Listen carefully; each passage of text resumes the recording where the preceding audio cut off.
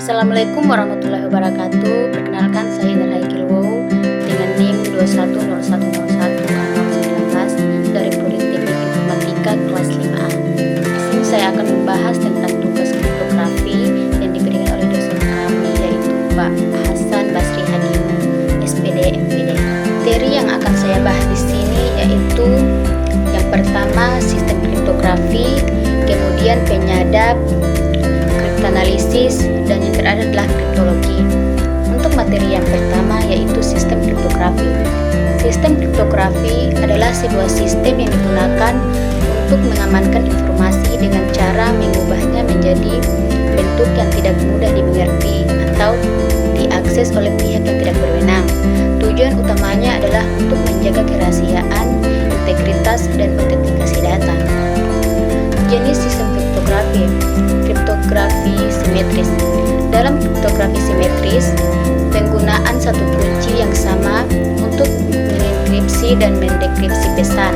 Kunci ini harus dijaga dengan ketat karena siapapun yang memiliki kunci tersebut dapat membuka pesan tersebut.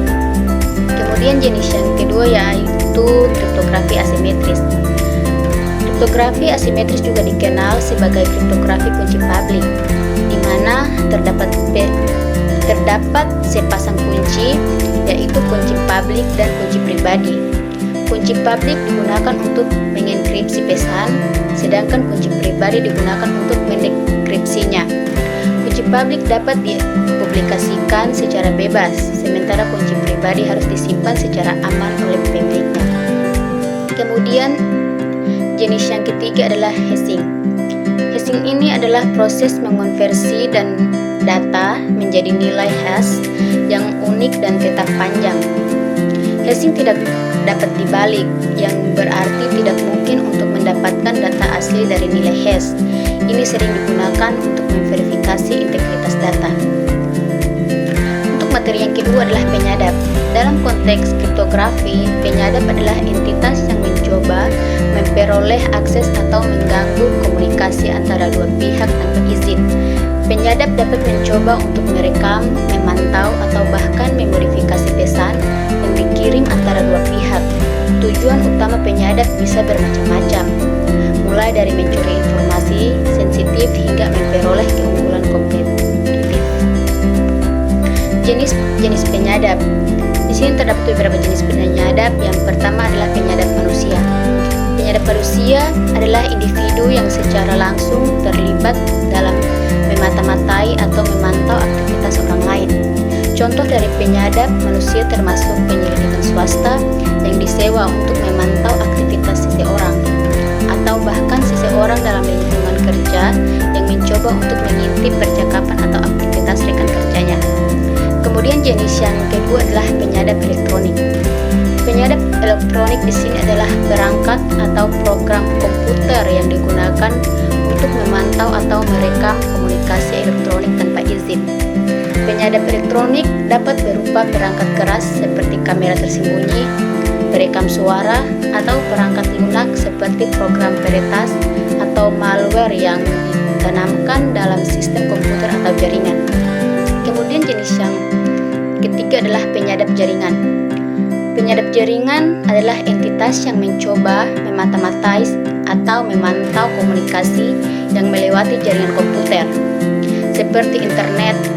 Penyadap jaringan bisa menggunakan teknik seperti serangan man in the middle atau MITM untuk mencuri data yang dikirim antara dua pihak atau untuk memanipulasi komunikasi.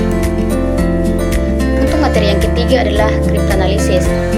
Kriptoanalisis adalah studi atau teknik yang digunakan untuk menganalisis sistem kriptografi dengan tujuan untuk merusak keamanannya atau untuk mendekripsi pesan terenkripsi tanpa memiliki kunci yang sesuai. Kriptoanalisis melibatkan penelitian dan pengembangan metode untuk menemukan kelemahan dalam algoritma kriptografi atau implementasinya yang dapat dimanfaatkan untuk memecahkan pesan terenkripsi. Selanjutnya adalah jenis kriptoanalisis. Ada beberapa jenis kriptoanalisis. Yang pertama adalah kriptoanalisis kunci tertutup. Kriptoanalisis Kriptoanalisis kunci tertutup juga dikenal sebagai serangan berbasis teks terenkripsi. Dalam kriptoanalisis kunci tertutup, penyerang memiliki akses terbatas terhadap pesan terenkripsi.